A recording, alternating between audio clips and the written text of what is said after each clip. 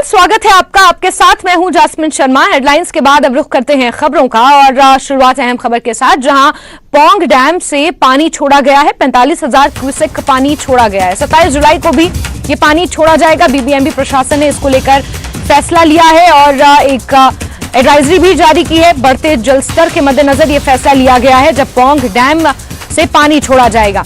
Pong dam की ओर ना जाने की अपील लोगों से की है। डैम के पास लोगों को आगाह किया गया है।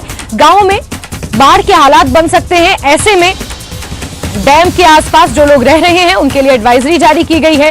और डैम का जलस्तर बढ़ने की वजह से, लगातार मूसलाधार बारिश होने की वजह से पौंग डैम का पानी छोड़ा जाना है। आपको बता दें, अगले 2 से 3 दिन तक पानी छोड़ा जाएगा। आज 45,000 क्यूसेक पानी छोड़ा जाएगा और पौंग बांध प्रबंधन ने लोगों को इसको लेकर आगाह भी किया है। डैम के आसपास ना जाने की अपील लोगों से की है। विचित्र हमारे सहयोगी ज्यादा जानकारियों के साथ सीधे इस खबर पर जुड़ गए हैं।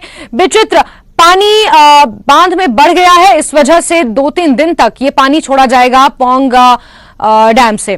किस तरीके की एडवाइजरी लोगों को जारी की गई है और बताया यह भी जा रहा है कि आसपास के इलाकों में बाढ़ जैसे हालात भी पैदा हो सकते हैं। इसके लिए क्या कदम उठाए जाएंगे? विचित्र,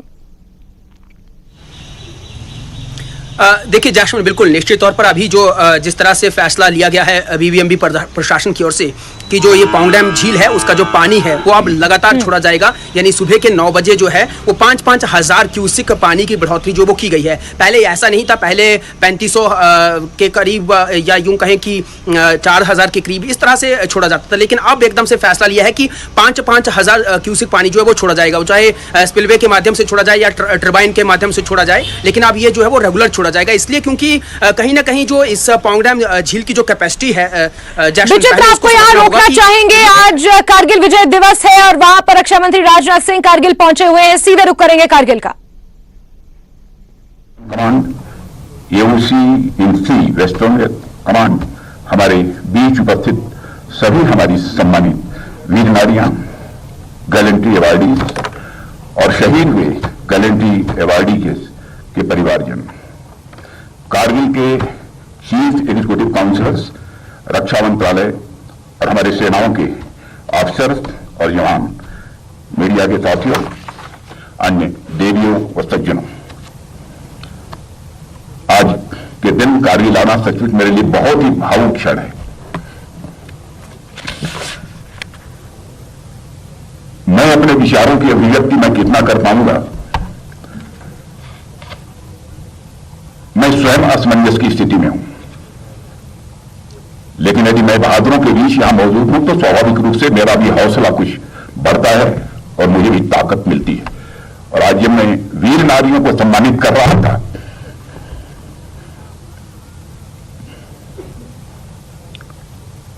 इस क्षण को मैं कभी जीवन में भूल नहीं सकता। साथियों, आज इस कारगिल दिवस के पावन अवसर पर आप सभी के बीच उपस्थित होकर मुझे बेहद खुशी हो रही है। और सबसे पहले मैं भारत माता के उन जाबाज सपूतों को नमन करता हूं जिन्होंने मातृभूमि की रक्षा के लिए अपना सर्वस्व न्यौछावर कर दिया। मैं उन वीर सपूतों को भी नमन करता हूं जिन्होंने राष्ट्र को सर्वप्रथम रखा और उसके लिए अपने प्राणों की आहुति देने में वो पीछे नहीं हटे। मैं उन वीरों को अपनी श्रद्धांजलि अर्पित करता हूं जिनके सर्वोच्च बलिदान के कारण कश्यप मुनि, ललितादित्य और भगवान बुद्ध की आभा से प्रदीप्त इस पावन धरती पर आज हम विजय दिवस मना रहे हैं। मैं ऑपरेशन विजय की सफलता के 24 वर्ष पूरे होने पर समस्त देशवासियों को हार्दिक बधाई देता हूं। साथियों, आज कारगिल की इस वीर भूमि पर आप सभी सैनिकों के बीच उपस्थित होकर मैं जिस गौरव की अनुभूति कर रहा हूं, मैं उसे शब्दों में बयां नहीं कर सकता हूं। कारगिल की इन सुंदर पहाड़ियों में आप लोगों के साथ समय बिताना मेरे लिए बेहद सुखद है। साथियों, आज भारत रूपी जो विशाल भवन हमें दिखाई दे रहा है वो हमारे वीर सपूतों के बलिदान की नींव पर ही यह टिका हुआ है। भारत नाम का यह विशाल वटवृक्ष उन्हीं वीरों के खून और पसीने से अभिसिंचित है। अपने हजारों सालों के इतिहास में इस देश ने अनेक ठोकरें खाई हैं, पर अपने वीर जवानों के दम पर यह देश बार बार उठा है। जैसा कि कहा गया है कि our greatest glory is not in never falling but in rising every time we fall, अर्थात हमारी महानता कभी न गिरने में नहीं है बल्कि गिरने के बाद हर बार उठ जाने में है। बार बार ठोकर खाकर भी यह देश संभला है और इसने अपने वैभव को पुनः प्राप्त करने का सदैव प्रयास किया है। सन 1999 की घटना भी भारत के ठोकर खाने, संभलने और संभल कर नई ऊंचाइयों की ओर छलांग लगाने की ही एक अहम घटना है। भारत मां के ललाट की रक्षा के लिए 1999 में कारगिल की चोटी पर देश के सैनिकों ने वीरता का जो प्रदर्शन किया, हमारे सैनिकों ने जो शौर्य का प्रदर्शन किया, वह इतिहास में सदैव स्वर्णाक्षरों में लिखा जाएगा। आज हम खुली हवा में सांस इसलिए ले पा रहे हैं क्योंकि किसी समय माइनस टेम्परेचर में भी हमारे सैनिकों ने ऑक्सीजन की कमी के बावजूद अपनी बंदूकें कभी नीचे नहीं की। आज कारगिल में भारत का ध्वज पूरे गौरव के साथ इसलिए लहरा रहा है क्योंकि 1999 में कारगिल के युद्ध में भारत के सैनिकों ने अपने शौर्य का परिचय देते हुए दुश्मनों की छाती में अपना तिरंगा लहरा दिया था। कारगिल की वह जीत पूरे भारत की जनता की जीत थी। भारतीय सेनाओं ने 1999 में कारगिल की चोटियों पर जो तिरंगा लहराया था, वह केवल झंडा भर नहीं था बल्कि इस देश के करोड़ों लोगों का स्वाभिमान था। साथियों, आप सब जानते हैं, स्वाभिमान यह मनुष्य के हृदय की सबसे बलवती भावना होती है। मनुष्य जिंदगी में सब कुछ स्वीकार कर सकता है लेकिन अपने स्वाभिमान से किसी भी सूरत में समझौता नहीं कर सकता है। भारत को यदि आजादी मिली है तो ऐसे ही स्वाभिमानी बहादुर जाबाजों के कारण भी हम सबको आजादी मिली है।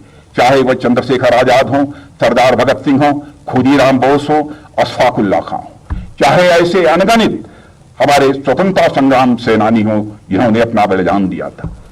चंद्रशेखर आजाद इसी बगल के उत्तर प्रदेश के इलाहाबाद के कंपनी गार्डन में अपने रिवाल्वर की गोलियों से अपने अंग्रेज दुश्मनों को भूनते भूनते जब अपने रिवाल्वर में अंतिम गोली शेष बची तो उन्हें इस बात की चिंता सताने लगी कि कहीं विदेशियों के रिवाल्वर की विदेशी गोली हमारे जिस्म में प्रवेश कर हमारी जिस्म को नापाक न कर दे। इसलिए उन्होंने अपने ही रिवाल्वर की अंतिम गोली अपने सीने में दाग लेने का काम किया था। तब जाकर यह भारत आजाद हुआ है। मैं भूल नहीं सकता उस अशफाक उल्लाह खां के स्वाभिमान को भी। 21 साल की जवानी थी, मां कहती थी बेटा शादी कर ले, बहू ला, लेकिन आजादी हासिल करने की दीवानगी थी। बार बार मां के आग्रह को अशफाक उल्लाह खां टाल जाते थे। लेकिन अंग्रेजों की हत्या करने के मामले में जब फांसी की सजा हुई, फांसी के तख्त पर ले जाया गया, मजिस्ट्रेट ने पूछा, बोलो अशफाक उल्लाह, तुम्हारी अंतिम मुराद क्या है? जो भी तुम्हारी अंतिम मुराद होगी यह संदेश तुम्हारी मां तक पहुंचा दिया जाएगा। स्वाभिमानी अशफाक उल्लाह खां ने उसी फांसी के तख्त पर खड़े होते हुए कहा, जाकर मेरी मां तक संदेश पहुंचा दे कि तुम्हारा बेटा अशफाक उल्लाह आज फांसी के तख्त पर खड़े होकर अपनी शादी रचाने जा रहा है, तुम्हारी मुराद पूरी करने जा रहा है। मजिस्ट्रेट ने पूछा, अशफाक उल्लाह, क्या तुम मानसिक संतुलन खो बैठे हो? कहां है वह लड़की जिसके साथ तुम फांसी के तख्त पर खड़े होकर अपनी शादी रचाने जा रहे हो? स्वाभिमानी अशफाक उल्लाह ने कहा, मजिस्ट्रेट, पागल मैं नहीं हो गया हूं, तुम्हारा मानसिक संतुलन बिगड़ गया है। देखो मेरी आंखों के सामने जो यह फांसी का फंदा है, यही वह हमारी महबूबा है जिसे आज मैं अपने गले से लगाने जा रहा हूं। ऐसे स्वाभिमानी लोगों के कारण ही यह भारत आजाद हुआ। साथियों, कारगिल युद्ध भारत के ऊपर एक थोपादार युद्ध था। उस समय देश ने पाकिस्तान से बातचीत के माध्यम से मुद्दों को सुलझाने का भी भरपूर प्रयास किया था। स्वयं अटल जी ने पाकिस्तान की यात्रा करके कश्मीर सहित अन्य मुद्दों को सुलझाने का भरसक प्रयास किया था, लेकिन पाकिस्तान द्वारा हमारी पीठ में खंजर घोंप दिया गया और पाकिस्तान ने अपने कुत्सित इरादों से गद्दारी का एक नया आयाम गढ़ते हुए कारगिल की उन चोटियों के पास अपने सैनिकों को भेज दिया जिन चोटियों पर भारत का अधिकार था। आप कल्पना कर सकते हैं कि उस समय स्थिति क्या थी। दुश्मन ऊंचाई पर पहाड़ की चोटियों पर था, दुश्मन को टैक्टिकल मिलिट्री एडवांटेज भी था। मौके पर दुश्मन की स्थिति काफी मजबूत थी, उनकी तादाद भी संख्या में काफी अधिक थी। अगर उनके गोला बारूद और सैनिकों की संख्या को कागजों पर लिखा जाता तो यह कहा जा सकता था कि उनकी स्थिति बहुत ही मजबूत थी। लेकिन मैंने कहीं एक शेर पढ़ा था कि जंग में कागजी अफराद से क्या होता है, हिम्मतें लड़ती हैं, तादाद से क्या होता है।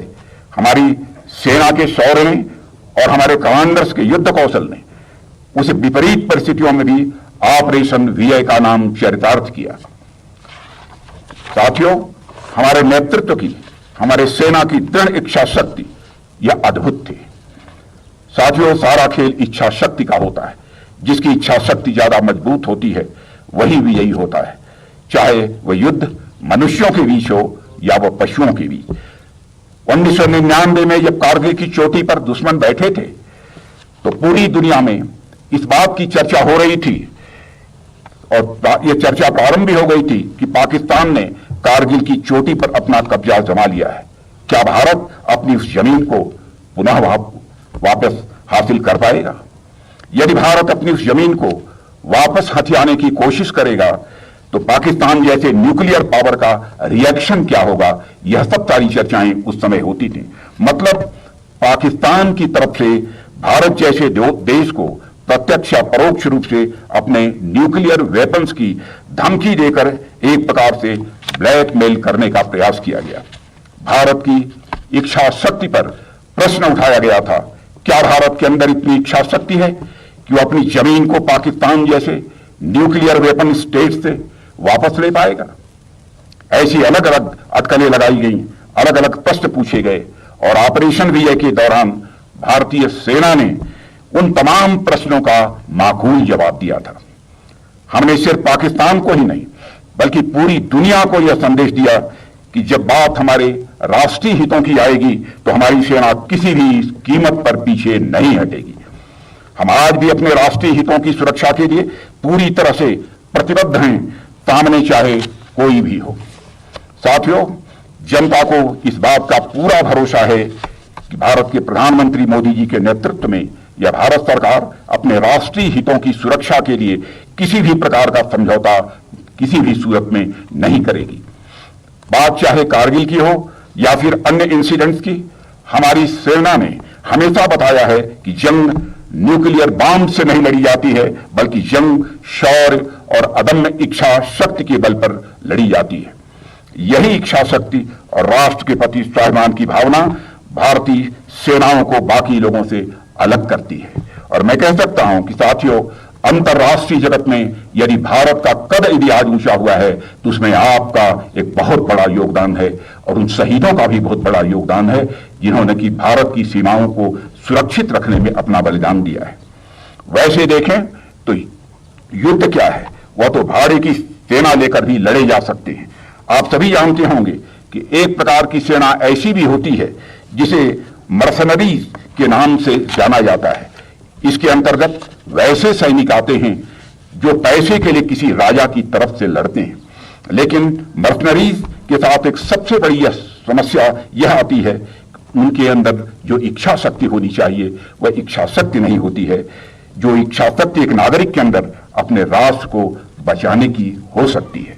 मुझे आप लोगों को यह बताने की आवश्यकता नहीं है कि हाल के दिनों में दुनिया के कुछ हिस्सों में मर्सनरीज की लॉयल्टी किस प्रकार संदेह के घेरे में रही है, यह आप सभी अच्छी तरह परिचित हैं। मर्सनरीज के लिए आपका राष्ट्र व आपकी संस्कृति यह महत्वपूर्ण नहीं होती है बल्कि उनके लिए पैसे महत्वपूर्ण होते हैं। दूसरी तरफ जब हम अपने देश की सेना की बात करते हैं तो हम यह देखते हैं कि यहां चीजें बिल्कुल उलट हो जाती हैं। हमारी सेनाएं उस कोट की सेनाएं हैं जो अपने राष्ट्र, सभ्यता और संस्कृति की सुरक्षा के लिए देश की भावना से युक्त होकर तैयार होती हैं। यहां पैसा उतना मायने नहीं रखता है, यहां मायने रखता है मातृभूमि की सुरक्षा। आप सोच कर देखिए, कोई भी व्यक्ति पैसे के लिए क्यों मौत के साथ खेलेगा। भारतीय सेना के जवानों ने सामने ऐसे खतरे उनके आते रहे जहां उनका सामना मौत से होता रहा, लेकिन वह बिना डरे, बिना रुके, सिर्फ इसलिए मौत से भिड़ जाते हैं क्योंकि उन्हें पता होता है कि उसका अस्तित्व उसके राष्ट्र से है। कैप्टन मनोज पांडे ने उस उद्घोष को भला कौन भूल सकता है जब उन्होंने कहा था, यदि मेरे फर्ज की राह में मौत भी रोड़ा बनेगी तो मैं मौत को भी मार दूंगा। ऐसी वीरता के सामने तो दुनिया की कोई भी शक्ति नहीं टिक सकती, तो भला पाकिस्तान की क्या विसात थी। साथियों, आप कल्पना करिए कि वह कैसा दृश्य होगा जब दुश्मन पहाड़ की चोटी पर बंदूक ताने खड़ा है और नीचे से हमारे सैनिक चोटी तक जाने का प्रयास कर रहे हैं। ऊपर से गिरता हुआ ये कंकड़ भी विशाल पत्थर की भांति प्रहार करता होगा और एक ऐसी स्थिति जहां कदम कदम पर मौत से सामना हो रहा है। सिर्फ कल्पना मात्र से हमारे रोंगटे खड़े हो जाते हैं। लेकिन उस स्थिति में भी ऐसी कौन सी मनोदशा थी हमारे सैनिकों की जो उन्हें आगे बढ़ने की प्रेरणा दे रही थी। दरअसल उसके पीछे हमारी संस्कृति, इस धरती के महान पूर्वजों के संस्कार, प्रेरणा यह कार्य कर रहे थे। वे सैनिक जानते थे कि व्यक्ति का शरीर तो यह क्षण भंगुर होता है, लेकिन राष्ट्र का अस्तित्व यह सनातन होता है और अमर होता है। इस सनातन राष्ट्र के अंग के रूप में यदि वो अपना बलिदान भी देते हैं तो भी वे अमृत को प्राप्त हो जाएंगे। और उन्हें पूरा विश्वास था कि उनका भौतिक अस्तित्व भले ही नष्ट हो जाए, लेकिन इस राष्ट्र का अस्तित्व यह बरकरार रहेगा और आने वाली पीढ़ियां उनके बलिदान को अपनी स्मृतियों में संजोए रखेंगी। इसलिए वे अपने भौतिक अस्तित्व को मिटाकर भी इस राष्ट्र के अस्तित्व को बनाए रखने के लिए आगे लगातार बढ़ते गए। किसी समय हम महान कवि और नाटककार जयशंकर प्रसाद की पंक्तियां पढ़ते थे। उनमें कुछ पंक्तियां इस प्रकार थीं कि असंख्य कीर्ति रश्मियां विकर्ण दिव्य दासी, तपोत मात्र भूमि के रुको न शूर साहसी, अरात सैन्य सिंधु में सुवाड़ वाग्नि से यलो, प्रवीर हो जयी बनो, बढ़े चलो। यानी हमारे समाज में पूर्वजों की शौर्य और पराक्रम और उनकी कीर्ति की असंख्य रश्मियां यह बिखरी पड़ी हुई हैं। तुम सभी मातृभूमि के वीर सपूत हो। दुश्मनों के समुद्र में उतरकर उन्हें ऐसे नष्ट कर दो जैसे बड़वाग्नि समुद्र के जल को वाष्पित कर देता है। आज जब मैं इन पंक्तियों के बारे में सोचता हूं तब इसका एक अलग महत्व समझ में आता है। आमतौर पर हम देखते हैं कि जीवन और समाज से कला और साहित्य प्रभावित होता है, पर कई बार ऐसा देखने को मिलता है कि साहित्य अपने समय से कहीं आगे की व्याख्या कर देता है। और इस कविता को पढ़कर ऐसा लगता है जैसे कारगिल युद्ध के लगभग 7 दशक पूर्व भी कवि कारगिल के युद्ध को और हमारे सैनिकों के शौर्य को अपनी आंखों के सामने वह देख रहा था। आप जब उन पंक्तियों को पढ़ेंगे तो ऐसा लगेगा जैसे साहित्यकार पर वास्तव में कोई दैवीय आशीर्वाद होता है, जिसके तहत वो भविष्य की घटनाओं को भी वर्तमान के रूप में रहते हुए देख लेते हैं। साथियों, भारत की तरफ चली हर एक गोली को हमारे सैनिकों ने अपने फौलादी छातियों से रोक दिया। कारगिल युद्ध भारत के सैनिकों की यह वीरता का प्रतीक है जिसे सदियों तक दोहराया जाएगा। असम के कैप्टन चिंटू गोगोई, जिन्होंने बद्री विशाल की जय के उद्घोष के साथ हमला बोला था और काला पत्थर को दुश्मनों से आजाद कराया था। केरल के लेफ्टिनेंट कर्नल आर विश्वनाथन, जो दुश्मन की भीषण गोलाबारी के बीच 15,000 फुट की ऊंचाई तक पहुंचने में वह कामयाब रहे थे। पंजाब के लेफ्टिनेंट विजयन थापर, जिन्होंने युद्ध में जाने से पहले अपने घर वालों को खत लिखा था कि अगर फिर से मेरा जन्म हुआ तो मैं एक बार फिर सैनिक बनना चाहूंगा और अपनी मातृभूमि के लिए मैदानी जंग में भी मैं लड़ना चाहूंगा।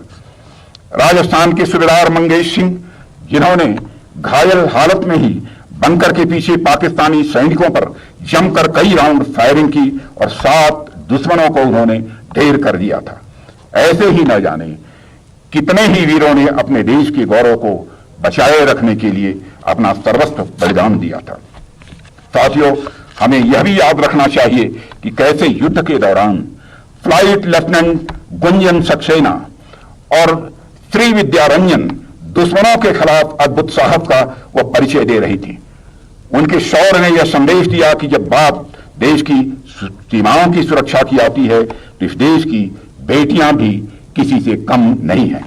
उनके इस जज्बे को देश ने रिकॉग्नाइज किया और आगे चलकर डिफेंस में महिलाओं की भागीदारी बढ़ाने के रास्ते खुल गए।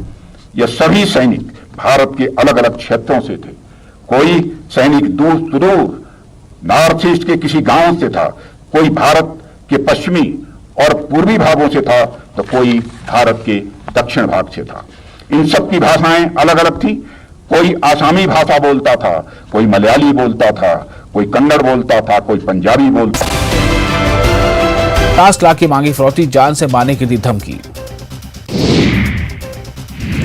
राजस्थान में महिला अपराध के खिलाफ बीजेपी महिला मोर्चा करेगी थाली नाथ प्रदर्शन। सभी 200 विधानसभा सीटों पर होगा आंदोलन। कांग्रेस विधायकों का घर घेरेंगे महिला कार्यकर्ता। राजस्थान से पाकिस्तान पहुंची अंजू का नया वीडियो वायरल। पाकिस्तान की मीडिया का अंजू और नसरुल्लाह के निकाह के साथ ही अंजू के फातिमा बनने का दावा।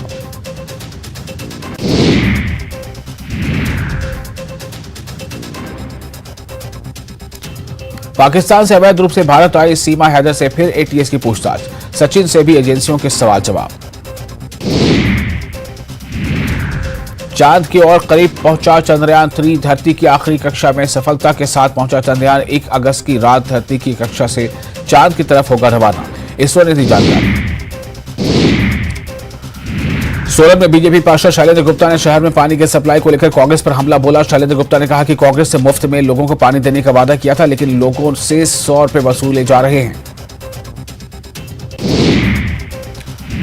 7 दिनों तक जसूर में चले बजरंग दल के प्रशिक्षण शिविर का समापन हो गया। शिविर में विभिन्न जिलों से वो कार्यकर्ता शामिल हुए जिनको दायित्व मिला हुआ है। कार्यक्रम के समापन समारोह में बजरंग दल के राष्ट्रीय संयोजक नीरज दोनेरिया ने शिरकत की। राज्य सरकार ने वाटर सेस के लिए आयोग का गठन किया है। इस आयोग का चेयरमैन 31 जुलाई को सेवानिवृत्त हो रहे हैं और आईएएस अधिकारी अमिताभ अवस्थी को इसका बनाया गया है। फिलहाल जल शक्ति विभाग के सचिव हैं। मंडी आईआईटी में एक खास कोर्स शुरू होने वाला है जिसका नाम है इंटीग्रेटेड मैनेजमेंट प्रोग्राम कोर्स। मंडी आईआईटी ये प्रोग्राम शुरू करने वाली देश की पहली संस्थान बनेगी। उन जवानों का बलिदान बेकार नहीं गया है। आज कारगिल में भारत का ध्वज पूरे वैभव के साथ लहरा रहा है। आज भी माताएं अपने बच्चों को जब वीरता की कहानियां सुनाती हैं तो उनकी कहानियों में कैप्टन मनोज पांडे, कैप्टन विक्रम बत्रा और इन जैसे न जाने कितने वीरों का जिक्र होता है।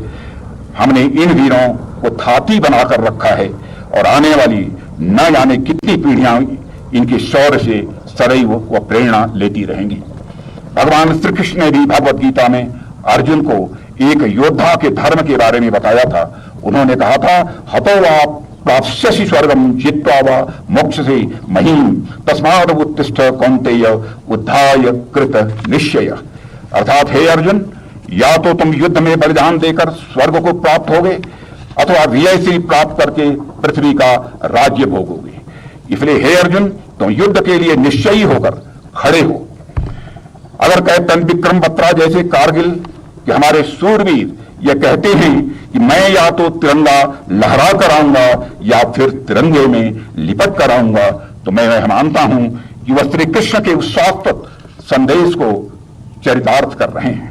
भारत माता के उस सपूत के लिए तिरंगे में लिपट कर आना स्वर्ग प्राप्त करने से किसी भी सूरत में यह कम नहीं था। इसी प्रकार तिरंगा लहराकर आना यानी विजय प्राप्त करके आना अपने आप में यह समस्त सुखों से यह बड़ा है।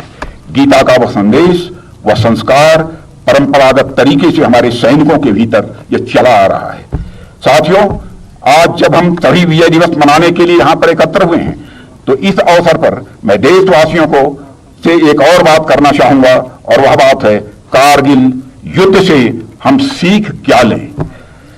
आप सब जानते हैं कि कारगिल का युद्ध लगभग 2 महीनों के आसपास चला था और युद्धों की यह प्रवृत्ति होती है कि उनका ड्यूरेशन किसी भी सूरत में या हमारे हाथ में नहीं होता है। हमने इतिहास में ऐसे अनेक युद्ध देखे हैं जो कुछ दिनों में ही समाप्त हुए हैं और ऐसे अनेक युद्ध भी देखे हैं जो कई वर्षों तक वह लड़े हैं। लेकिन हाल के वैश्विक घटनाक्रम पर यदि हम नजर डालें तो हम पाएंगे कि लगभग 1 वर्ष से अधिक समय से यूक्रेन और रूस के बीच में युद्ध जारी है और इस युद्ध के तौर तरीकों का आकलन मुझे लगता है भारतीय सेना ज्यादा अच्छे तरीके से कर रही होगी। साथियों, इस युद्ध से हम क्या सीख सकते हैं? यह काम हमारे स्ट्रेटेजिक अफेयर्स एक्सपर्ट्स अच्छे तरीके से कर रहे होंगे, लेकिन मैं इस युद्ध के एक महत्वपूर्ण बिंदु पर आपसे यहां बात करना चाहूंगा। इस युद्ध की जब शुरुआत हुई तो कुछ समय के बाद हमने पाया कि यूक्रेन की लगभग अधिकांश आर्मी यह तबाह हो चुकी थी और रशियन आर्मी का भी एक बड़ा हिस्सा क्षत विक्षत हो गया था। उसके बाद से लेकर अभी तक यदि युद्ध चल रहा है तो वह इसलिए चल रहा है कि युद्ध में वहां की जनता की भागीदारी ज्यादा देखने को मिल रही है। कहने का अर्थ यह है कि वहां की बड़ी संख्या में जनता ट्रेनिंग लेकर सेना में शामिल होकर युद्ध लड़ रही है। वैसे सामान्यतः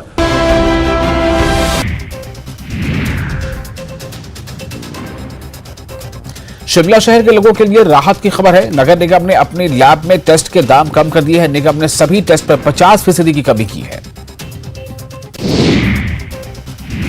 राजस्थान में बिजली की आपूर्ति सुनिश्चित करने सहित अन्य मामलों को लेकर ऊर्जा मंत्री भंवर सिंह भाटी ने विद्युत भवन में समीक्षा बैठक ली। बैठक में मंत्री ने बिजली उत्पादन की सभी इकाइयों को सुचारू संचालित करने और मेंटेनेंस के कारण बंद इकाइयों को जल्द शुरू करने के निर्देश दिए।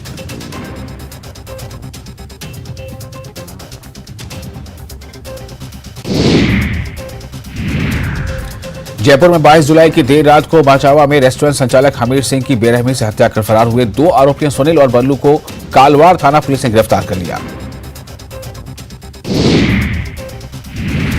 जयपुर में मिलावटखोरों पर बड़ी कार्रवाई की गई है। खाद्य निरीक्षण टीम ने डेयरी से 600 किलो नकली पनीर जब्त किया है।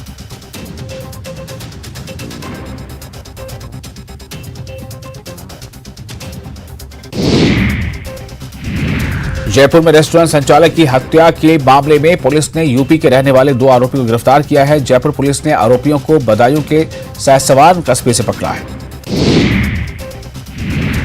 सावन मास में कांवड़ यात्रा व मुस्लिम समुदाय के मुहर्रम को लेकर मुजफ्फराबाद पुलिस थाना परिसर में सीएलजी सदस्यों दोनों समुदाय के लोगों की बैठक हुई और इस बैठक में एसडीएम हेमंत कुमार गुप्ता ने सभी को आपसी सौहार्द के साथ त्योहार मनाने की अपील की। राजस्थान के कई जिलों में आई फ्लू का संक्रमण। अकेले सीकर के एसके अस्पताल में ही 800 से ज्यादा मरीज पहुंचे। डॉक्टरों ने कहा पिछले 6 साल में सबसे तेजी से बढ़ा इन्फेक्शन। फुलेरा में भी आई फ्लू तेजी से फैल रही है। हाल ही में ये खबर यह है कि यहां हर रोज करीब 100 से ज्यादा संक्रमित मरीज पहुंच रहे हैं। डॉक्टर के मुताबिक एडिनो वायरस के नए स्ट्रेन की तेजी से बढ़ने की वजह से संक्रमण फैल रहा है।